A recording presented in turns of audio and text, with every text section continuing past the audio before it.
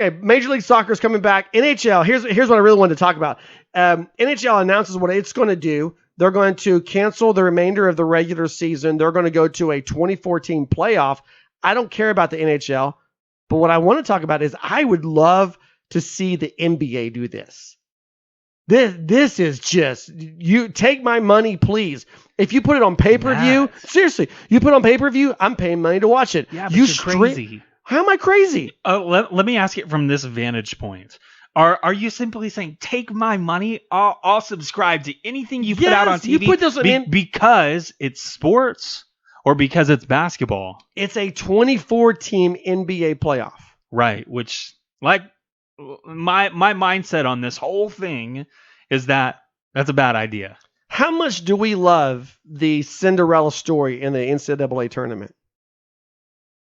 We look we look for Cinderella every March, right? We do, and teams are labeled with that before the tournament. No, you don't tournament ever start. Yes, no, you they're don't. Saying these. Okay, they're Matt, saying they could be Cinderella. Look, you can't have a 4, 5, 6 seed and be labeled a Cinderella. No, but I'm saying immediately we know they come from 11, 12, right? 15. But you don't get Cinderella until you advance into the Sweet 16. This is true. What I'm saying is, a team like New Orleans, Zion Williamson, the Pelicans. If they did 12 teams from the West, 12 teams from the East, and you see them 1 through 12 the way they are right now, New Orleans would play the Denver Nuggets. Yeah, no interest, man. I love that matchup for New Orleans. I'm just saying people would be drawn to that. You could have a Cinderella in the NBA. Take my money. If you put on NBA TV, I'm paying, I'm watching. And you are the exact target for the NBA.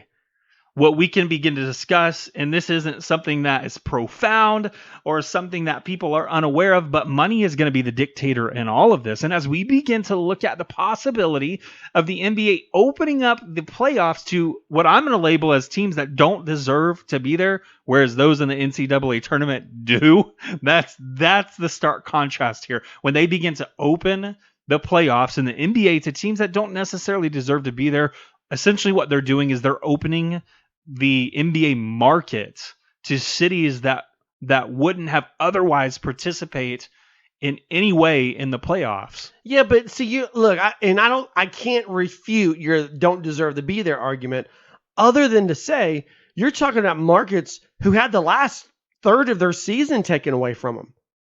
And so if you're a New Orleans fan, you're a Sacramento fan, your team doesn't deserve to be in the playoffs, but they weren't terrible. They were decent, and you missed that final stretch. Think about Portland, okay?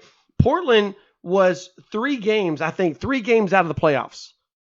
You telling me Portland had 0 chance to make a run, and now you're just going to start cold 1 through 8 like you normally do and leave Portland out?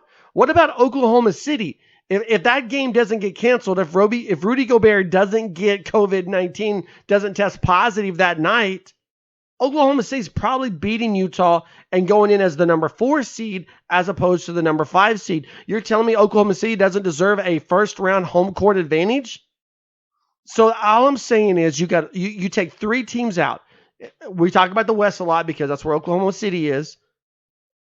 And so you would take out Phoenix, you would take out Minnesota, and you would take out Golden State. Those are the teams in the West you wouldn't play. But everybody else gets a chance to play at least a best of 5 series. So you're guaranteed as a San Antonio Spurs fan, you're guaranteed to see Rudy Gay at least 3 more times. I don't know why I picked Rudy Gay as my guy for the Greg Popovich. I mean, well, be your person. You're not going to watch Greg Popovich play. I mean, you see what I'm saying? Wait for the comments. You see what I'm saying? You feel the Riverwalk area one more time. These games are probably going to be played in somewhere out at Disney, an isolated area. But you're telling me as restaurants begin to open back up across the country, you don't think there's going to be people along that Riverwalk watching these games? You don't think the nightlife is going to pick up in these areas? Even Oklahoma City, if the Thunder aren't playing here, if they're playing in Orlando, Florida, I promise you that area down there, shout out to our boys at Texadelphia, that place is going to be at their capacity with all their screens going on. This is nothing but a win-win for the NBA and for these communities, even if the team isn't playing in them?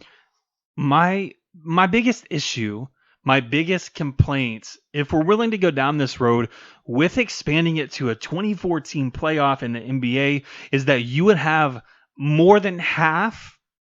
I know what you're going to say in response to this, but I'm going to throw it out there. You're going to have more than half of the teams basically below a 500 record. In fact, you're going to have some who probably would have just barely eclipsed 30 wins in an 82 game season. Okay, they didn't play 82 games. Right, I get that. We're sitting right. at 60 to 65 roughly games played, but you're looking at teams that would have, had we played a complete season, would have been lucky to get 32 wins on the board. Okay, so let me tell you why that argument is not valid. Okay? Yeah, I know where you're going. Memphis, the number 8 seed. If it starts right now, number 8 seed, Memphis, what's their record? 32 and 33. They are below 500. By one. Okay, well then let's go to the East. Yeah, the East is terrible. Let's not even talk Orlando, about that. they're But- 5 but games. see- No, listen, Orlando's 5 games below 500.